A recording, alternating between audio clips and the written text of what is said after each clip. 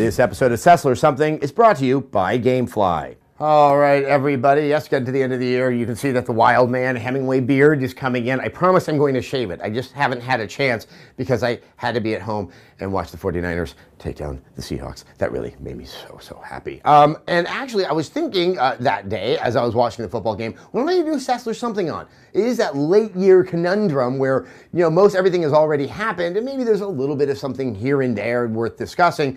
And then lo and behold, this morning, like manna from heaven, is this report on ProPublica and the New York Times that the NSA and British intelligence have been snooping around in MMOs looking for the ill deeds of terrorists. Looks like this has been going on since around 2007, 2008.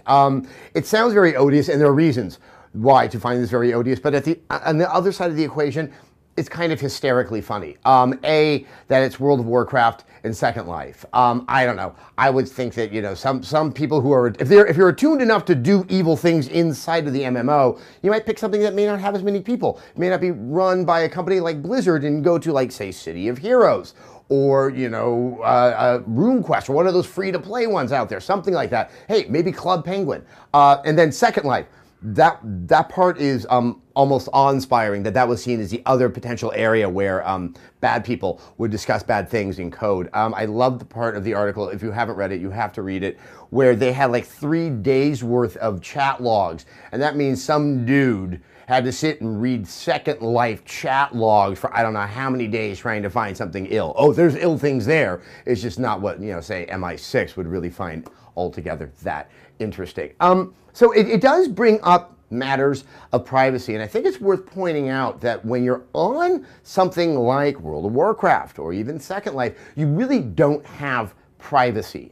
You know, they are monitoring what you're doing because, well, they want to see what your behavior is and affects the game. They want to make sure that you're not cheating.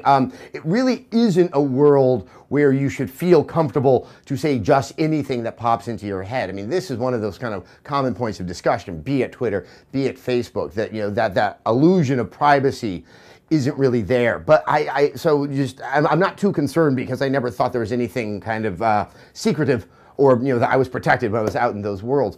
What I found so interesting is the sense that, you know, the US government, or at least the Defense Department, we have all these contrasts between how you wage war these days and video games, yet the way they seem to have looked at and approached this medium, this social medium where people are talking together, really, it looks like it was decided by someone who's 75 years old and has been living underneath a rock. It really highlights that while we know how successful video games are, we still have a long way to go before anyone seems to understand how they are used. All right, everyone, let's take a moment and thank our sponsor, Gamefly. Gamefly is the largest online video game rental service and offers you a choice from over 8,000 new and classic titles across all consoles and handhelds.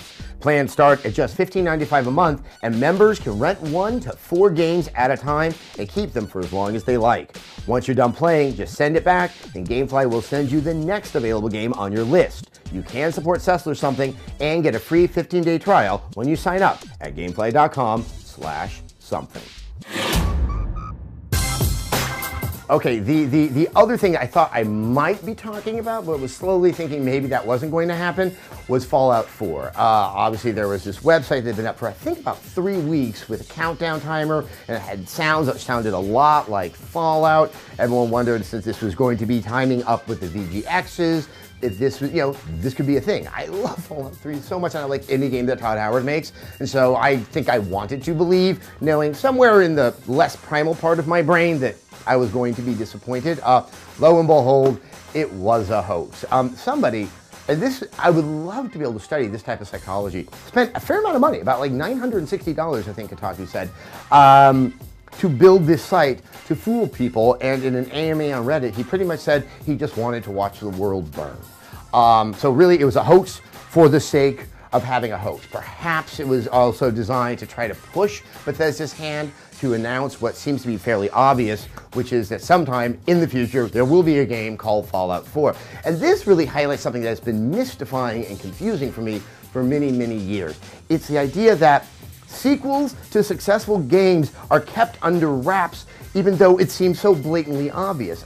You know, if you watch the movie industry, when, say, a movie like Man of Steel, which makes, you know, hundreds of millions of dollars, when that happens, the studios tend to say, Yeah, we're going to do another one. One of the reasons they say that is they have investors. And those investors who have just seen the stock value rise on this successful movie are then told, hey, in a couple of years, we're going to be making money again. And that way they either buy more stock or they sit on their stock. They don't get worried that something bad is happening and sell their stock. This is interesting because Bethesda is privately held and they don't have to have those same concerns.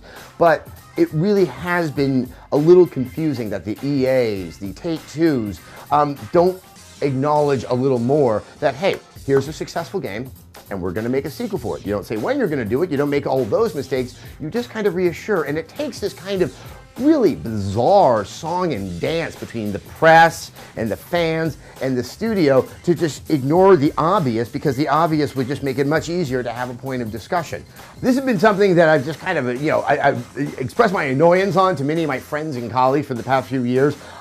Will it ever change? I have a feeling it's not, that this need for coy secrecy will go on, or at the very least, if it changes, it probably won't change while I still have a viable life inside of the video game industry, but I do hope that soon I'll be playing Fallout 4. All right, guys, get ready. Next week, you're going to start seeing a lot of lists for my and other people's picks for Game of the Year, but also I am going to be going on vacation, so we're going to shoot some SESSLERS somethings in advance. We're going to do Q&A editions. So I would love for you guys to leave questions and look at the other questions before you leave yours so we can get a nice variety and assortment. Do that on our Facebook page. We have a link below. Go there, leave a question. Who knows? If it's a good one, I'll be answering it.